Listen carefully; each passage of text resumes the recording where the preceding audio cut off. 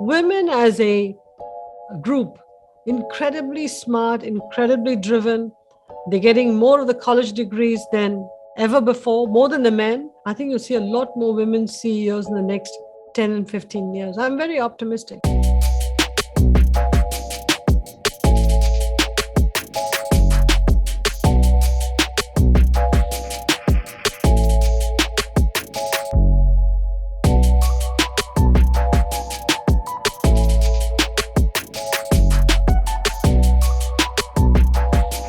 To build a CEO takes years.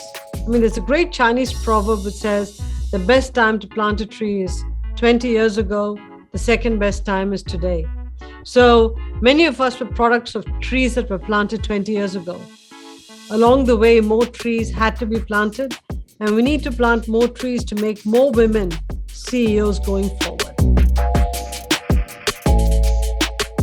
Women as a group, incredibly smart, incredibly driven. They're getting more of the college degrees than ever before, more than the men. Most of the top grades are going to women. They're being overrepresented in STEM, engineering. So the future is very bright for women when it comes to education.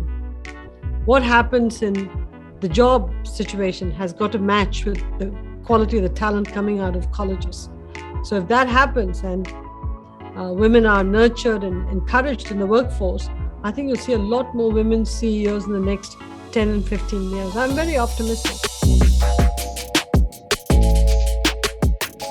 In my case, I did not have a long-term plan to be CEO. Remember, I had no role model who'd gotten there before me, another woman, immigrant woman, person of color. So it was not at all in my frame of reference. I was just focused on doing the current job very, very well. And that would be my advice to all of the young people coming up. Focus on the job you're doing. The next job will take care of itself. So I had guilt. Could I have been more present for my kids? Could I have been more present for my parents or in-laws or my husband? Could I have spent even more hours in PepsiCo beyond the ridiculous hours I spent?